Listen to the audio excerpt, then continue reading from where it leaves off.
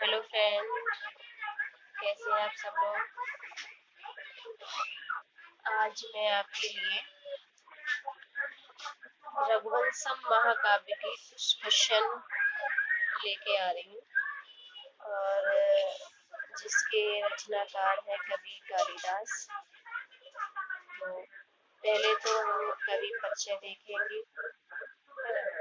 कवि परिचय देखेंगे थोड़ा, फिर उसके बाद रघुवंशम महाकाव्य की प्रश्नोत्तरी कराएंगे। प्रश्नोत्तरी कराने से आपका रिवीजन होगा।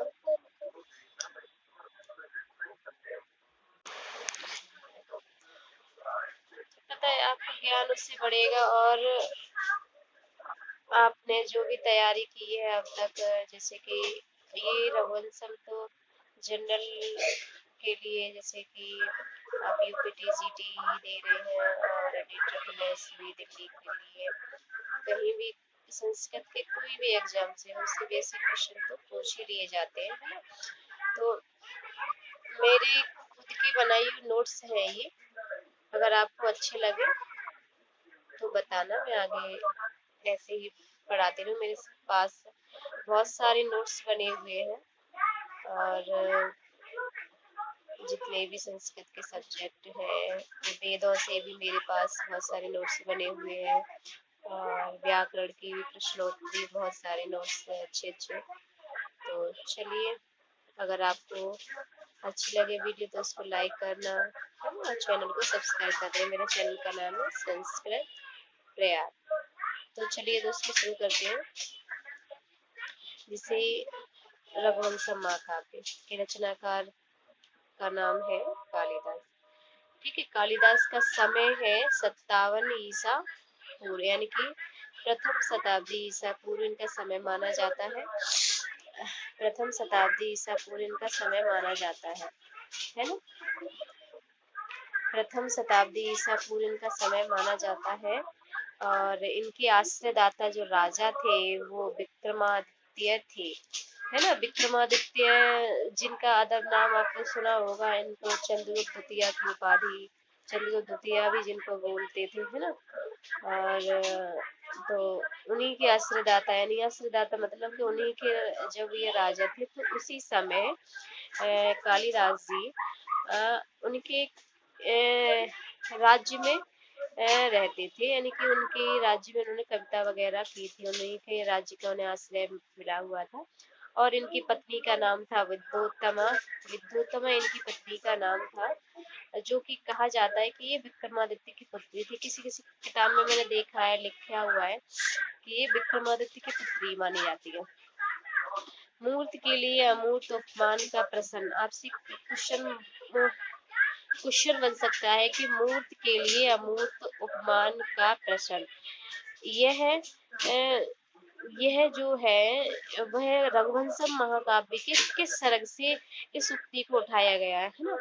तो आप बता सकते हैं कि रघुवंशम महाकाव्य, ऐसे रघुवंश महाकाव्य है उसके जो छठा सर्ग है ना, छठे सर्ग से क्या बनाया गया है। चलो इसको ऊपर कर दे। अच्छा, छठे सर्ग से है ना। अब इसको यहाँ कर दे रहे हैं, ठीक है, ताकि आपको दिखाई दे। सॉरी। फिर देखिए, कालिदास की कुछ उपाधियां भी हैं। उपाधियां हैं कालिदास की जिनको हमें आखिर सभी परीक्षाओं में उपाधियां तो इनकी पूछ ही ली जाती है। जैसे दीपशिखा है, इनको कहते हैं कवि कुल गुरु, इनको कहते हैं, है ना। तो कौन कौन सी उपाधियां हैं, जैसे दीपशिखा इनको कहते हैं, कवि कुल गुरु इनके कहते हैं, और सरस्वती का इनको वरद पुत्र भी कहते हैं। क्योंकि इनको ना, इन्होंने इतनी तपस्या की थी, इन्होंने इतनी तपस्या की थी माता काली की, तो इन्होंने, इनका इतनी बुद्धि इनकी आ गई थी कि इनको सब लोग इनकी माता की कृपा समझने लगे थे, है ना। तो क्योंकि इनकी लेखनी बहुत अच्छी है और इनने जो भी जिस चीज का जो भी वर्णन किया, उपमा कालिदास से, है ना, एक उक्ति करके आती है, तो उपमा के ये सम्राट माने जाते हैं। तो ये इनको किसने कहा था, आपसे क्वेश्चन कभी पूछ सकते हैं कि सरस्वती का जो वरद वरद पुत्र है ना, ये किसने कहा था कालिदास। है ना। दो क्वेश्चन यहाँ से बन सकते हैं कि कालिदास को सरस्वती का वरद पुत्र किसने कहा, तो आप लोग आंसर लगाएंगे कि जयदेव ने। ठीक है। दूसरा ये बन सकता है कि सरस्वती का वरद पुत्र किसको कहा जाता है, तो आंसर आप टिक करेंगे कालिदास को। ठीक है। अब आपको कालिदास की कोई रीति पूछे, है ना, तो रीति आप क्या लगाएंगे कि इनकी वैदर्भी रीति है।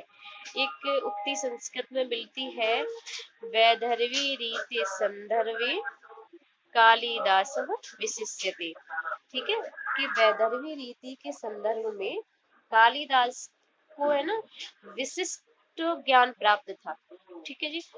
और कालिदास का प्रसिद्ध अलंकार क्या है, तो आप सब लोगों को पता होगा कि उपमा कालिदास से ये उक्ति आती है कि उपमा कालिदास से भारवे अर्थ गौरवम, है ना, दंडिना पद लालित्यम मांगे संति प्रयोगड़ा, यानी कि मांग में तीनों गुण है ना, भारवी अर्थ गौरव के लिए प्रसिद्ध है, पद लालित के लिए दंडी, और जो तीन गुण ये है मांग में, मांग जिन्होंने शिशुपाल वध लिखा है ना, तो उनमें ये उनकी विशिष्टता थी कि ये तीनों गुण उनमें उनको उनकी उस महाकाव्य में देखने को मिल जाते हैं।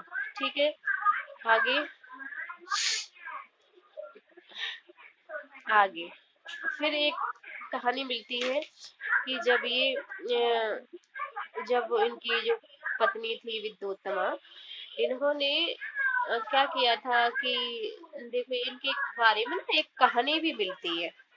कहानी ऐसी है कि आप सब लोग भी जानते होंगे भाई, संस्कृत के है ना, तो सब लोगों को पता रहता है कि ये महामूर्ख थे पहले। कोई लोकोक्ति कोई कहावत प्रचलित रही है कि ये महामूर्ख थे। तो ये जिस डाल पर बैठी थी ना, उसी डाल को काट रहे थे। तो वहाँ एक विदुषी थी उस समय जिनका नाम था विद्युत्तमा। तो कुछ वो अपने आप को ना बहुत ज्यादा विदुषी थी, यानी कहने मतलब शास्त्रों में पारंगत थी, निपुण थी। तो वहां उन्होंने बहुत सारे लोगों को हरा दिया, उनकी बेइज्जती की। तो कुछ लोग थे, उन्होंने सोचा विद्वानों ने कि इसकी शादी है ना इस मूर्ख से करा दी जाए। तो उन्होंने बोला कि तुम चुपचाप रहना, किसी का कोई जवाब मत देना, कुछ भी उत्तर मत देना, कि जब वो बोले कि इस तरह से तुम हाँ हाँ हाथ हिलाते रहना। ठीक है। तो उन्होंने वही किया, तो उन्होंने बोला कि हाँ ठीक है। जिस तरह से फिर वो दरबार में आए और उन्होंने बोला कि देखो ये इनका मौन व्रत है, ये महापंडित है, महाज्ञानी है, इनसे तुम्हारा जो जो वो है कंपटीशन, यानी कि उसे कहते हैं शास्त्रार्थ होगा। ठीक है। तो उन्होंने कर किया। फिर वो उन्होंने 5 ऐसे उंगलियां दिखाई, तो उन्होंने कहा, उन्होंने भूसा दिखाया इस तरह से। तो इस तरह से करके वो एकदम जैसे सब लोगों ने कहा हाँ ठीक है, इन्होंने आपके सारे जवाब दे दिए। तो इसलिए फिर उनका शादी हो गई इनसे, विद्युत्तमा से। फिर क्या था, विद्युत्तमा से जब इनकी शादी हुई तो बाद में उनको पता चला कि ये तो महामूर्ख है, इसको कुछ भी नहीं आता। तो फिर उन्होंने घर से बाहर निकाल दिया कि जाओ, पहले तुम कुछ ज्ञान प्राप्त करके आओ, है ना। तो ज्ञान प्राप्त करके आए, तो उन्होंने निकाल देखा, जाओ कुछ माता की तपस्या करो, ज्ञान प्राप्त करके आओ, तभी हमारे दरवाजे पर आना। तो इस तरह से वहां से कालिदास चले गए। फिर उन्होंने ज्ञान प्राप्त किया, माता काली की घोर तपस्या की। फिर जाके उनको माँ प्रसन्न हुई, तब उनको भर दिया, तब वही उन्होंने रचना की। तो फिर उसके बाद वो जो घर लौट गए, तब वो ये श्लोक बोलते हैं, अनावृतम कपाटम द्वारम देहि, है ना। तो अनावृतम कपाटम द्वारम देहि, है ना। तो उनकी पत्नी जब सुनती है, तो वो अंदर से ही बोलती है। तो आपसे ये क्वेश्चन पूछ सकते हैं कि अनावृतम कपाटम द्वारम दे, ये कथन किसका है, तो आप लगाएंगे कालिदास कथन। ठीक है। फिर उधर से उनकी पत्नी गेट खोले ही बिना जवाब देती है, अश्चित कश्चित वाग विशेषा, अस्ति कश्चित वाग विशेषा, वाणी क्या वाणी में कोई विशेषता है ना। तो ये कथन किसका है, आपसे पूछ लिया जाएगा कि ये कथन किसका है। तो ये कथन है विद्युत्तमा का। ठीक है, अब दो कथन ये बन गए, है ना, दो कथन बन गए ये। अनावृत कपाटम द्वारम दे, कवाट को खोलो द्वारे पे कोई है ना। तो इस तरह से कालिदास का कथन हो, फिर वो अस्ति कश्चित वाग विशेषा, फिर उन्होंने इस तरह से कहा। तो उनके जो वचन थे विद्योत्तमा के, ये उक्ति थी अस्सी में, तो इसी को लेकर के उन्होंने क्या किया, हमारे कालिदास जी ने की तीन रचना कर डाली। तो इन्होंने पहले अस्थि पस्य की एक रचना, है ना, अस्थि पस्य कौन सी की थी रचना, अस्थि उत्तरश्याम दिशि देवात्मा, है ना। ये आपने कुमार संभव में पढ़ा होगा कि अस्ति उत्तरश्याम दिशि देवताम। हाँ, ये कुमार संभव का है। ठीक है जी, ये कुमार संभव का मंगलाचरण है। इन्होंने शुरुआत इस ग्रंथ की कर दी थी। फिर कश्चित पद से उन्होंने कश्चित पद लिया, कश्चित पद से इन्होंने मेघदूत की रचना कर डाली। मेघदूत का जो मंगलाचरण है उसमें कश्चित कांता विरह गरणा, है ना, इस तरह से इन्होंने मेघदूत की रचना की। ठीक है, अब आगे चलिए, आगे चलते हैं। आगे इन्होंने क्या किया, फिर बाघ विशेष पद लिया इन्होंने। वाणी में क्या विशेषता है, तो वाणी में विशेषता ये थी कि उन्होंने रघुवंशम महाकाव्य लिख दिया। ठीक है जी, रघुवंशम महाकाव्य लिख दिया इन्होंने। तो वागर्थाव्यु संपृक्तो, वागर्थाव्यु संपृक्तो, ये नीचे जो लिखा हुआ है ना, वो जो ये इनकरेक्ट, ये गलत हो गया था, तो मैंने ये नीचे लिख दिया था, इसलिए आप लोगों को समझ में आ रहा हो तो मैं पढ़ दे रही। वागर्थाविव संपृक्तो, वागर्थ प्रतिपत्तये, जगता पितरो वंदे पार्वती परमेश्वर। एक मिनट, हम है ना, एक मिनट आपको दोबारा फिर इसको रिवीजन करवा दे रहे कि आप इसे किस तरह से पढ़ सकते हैं, तो आपको ना याद भी बना रहेगा, और हो सकता है आपको भविष्य में कभी याद भी हो।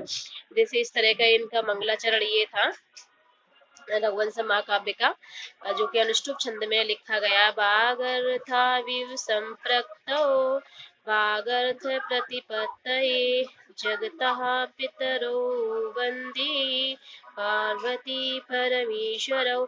यानी कि इस मंगलाचरण में इन्होंने रघुवंश महाकाव्य की रचना की थी। तो ठीक है दोस्तों, आज थोड़ा और, हाँ चलिए मैं और आपको थोड़ा और देखती हूँ क्या है क्या नहीं है। तो मैं आपके लिए आज थोड़ा और देखती हूँ, है ना। चलिए, आपके ये वीडियो कैसी लगी, इतना ही। आज मेरा फर्स्ट डे है, तो अगर आपको ये वीडियो अच्छी लगी है, कैसी लगी है ना, अच्छी लगी तो इसको लाइक करो, और अगर आप ऐसी वीडियो चाहते हो तो प्लीज मुझे कमेंट बॉक्स में बताना। तो मैं आगे आपके लिए, मेरे पास बहुत सारे नोट्स बने हुए हैं, लेकिन क्या है, मैंने ये नोट्स बहुत पहले बनाए थे, है ना, तो ये सारे हिंदी में बने हुए हैं। लेकिन हम लोग इतना तो जानते हैं ना कि संस्कृत में अगर क्वेश्चन कोई आ रहा है तो हम उसको ट्रांसलेट करके हिंदी में अपना पढ़ के और उसका आंसर दे सके, इतना तो सब लोग जानते हैं। लेकिन क्या कर सकते हैं ना, कि देखो हमें शुरू से किसी ने संस्कृत अच्छे से नहीं पढ़ाई, आप लोग जानते हो स्कूलों में कोई अच्छा ही नहीं पढ़ाया। भाई हम आप लोगों की नहीं कहते, लेकिन मैं अपनी कहती, मुझे तो किसी ने कभी संस्कृत पढ़ाई नहीं थी। जब मैंने पढ़ाना शुरू किया था बच्चों को, तो तभी मुझे थोड़ा थोड़ा लगा कि हाँ, तभी मैंने उनको पढ़ा के ही मुझे ज्ञान आया, ऐसा मुझे फील हुआ। और हकीकत बात है कि जब तक तुम अच्छा नहीं पढ़ाओ बच्चों को, तब तक बच्चे सीखेंगे नहीं। मैं तो हर टीचर से ये कहूंगी कि भाई अच्छा पढ़ाओ, है ना। बच्चे जब भविष्य में कुछ बनेंगे तो शुरुआत से उनका लेवल अच्छा रहेगा, तभी आप पढ़ा पाओगे। चलिए ठीक है, तो okay, bye bye, take care.